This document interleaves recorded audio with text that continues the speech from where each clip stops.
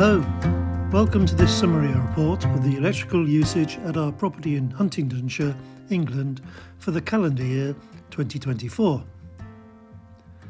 This diagram outlines the components which made up the system at the beginning of 2024, and this shows how the system finished the year. A third Powerwall 2 was added after my local installer forwarded a letter from Tesla stating that they would soon stop sending out Powerwall 2s. I had planned to add a third when our oil boiler was getting closer to the end of its life, but it was a case of now or never, because the Powerwall 3 can't be added onto the system.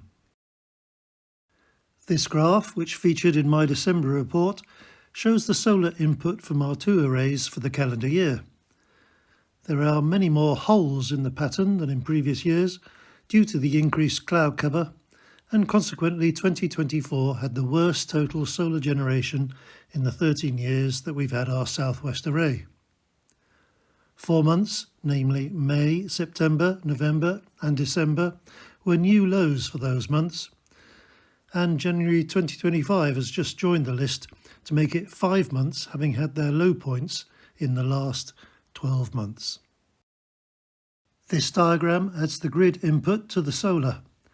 Grid usage is high in the winter, especially when one or both of the storage heaters are on in the annex, and the Powerwalls are charged overnight to see the two properties through the normal, i.e. higher rate, hours. Solar provides a large proportion of the electrical energy in the summer. July was virtually grid-free, with only 7 units taken in tiny bits through the month.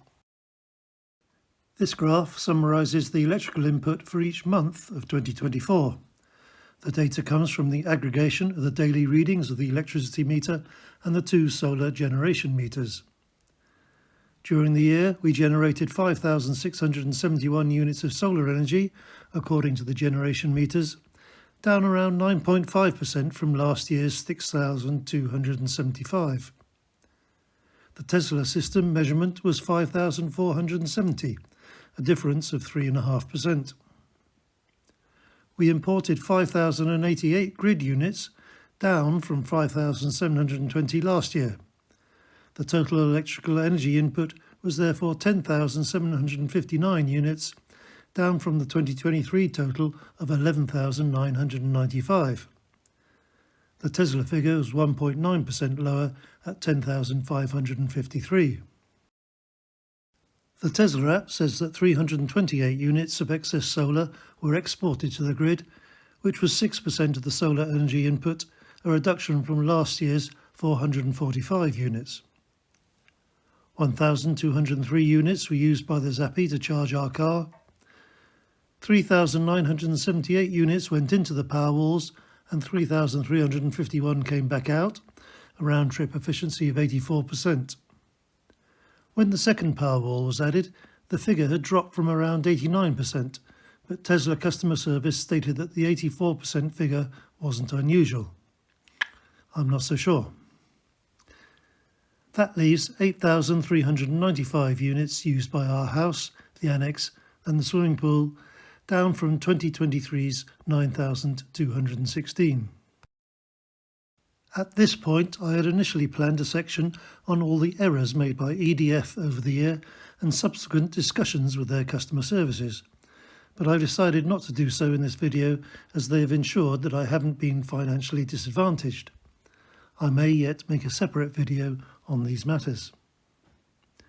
Here's a roundup of our energy costs for the year. The early months have been recalculated according to the EV tariff, which we didn't actually get on until mid-February, with the whole year's grid electricity all at the same fixed prices. Our total electricity bill was just over £606.60, around £58 less than 2023. We don't have gas in the village, and our heating comes from an oil boiler. We topped up the tank twice for a total cost just over £819.35. Our total energy costs for the year for a 5-bedroom house, a studio flat annex and a fully electric car was about £1,426. We are both well past pension age, but clearly are fortunate enough not to rely on the winter fuel payments which disappeared for this year. Our net energy cost therefore ended up at around £1,000 more than last year. Next is a small section on our very comfortable but energy-hungry electric car, which is now 6.5 years old. These figures are for the energy which went through the Zappi. 846 solar units and 357 grid units were used in home charging at a cost of under £29. 45 units were used in charging away from home at a total cost of £29.47. That's a total of 1,247 kilowatt hours, costing just under £58. We only drove 2,274 miles in 2024 at an average fuel cost per mile of 2.5 pence. The car says that it has done an average of around 2.5 miles for each kilowatt hour that has come out of the battery, but these figures show that it's only done around 1.84 miles per kilowatt hour that was used in charging. Finally, here are some figures for what I call long-term investment costs and revenue. Our 16-panel 4 kilowatt southwest system, installed back in October 2011, a couple of months after moving in, cost a hefty £14,000, but qualified for the excellent feed-in tariff payments just before they were reduced.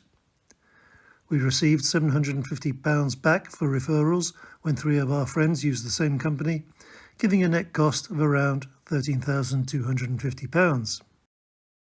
In early 2020, we bought the first Tesla Powerwall2 with backup gateway, together with some more solar panels, in order to pay only 5% VAT. The total cost, including installation, was £12,900.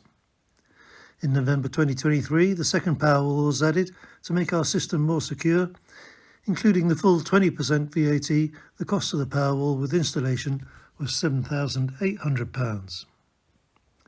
And, as mentioned at the start of the video, a third Powerwall was recently added at a cost of £6,300, which was VAT free.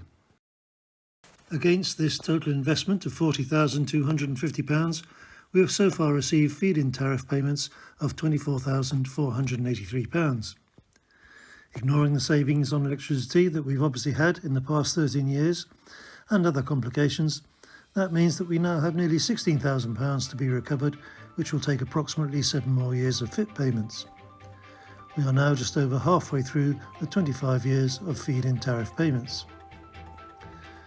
That's all for now. My January 2025 report has already been published, and we're already halfway through a very gloomy February, with another brush with EDF already behind us. Here's hoping for more sunshine during the rest of the year.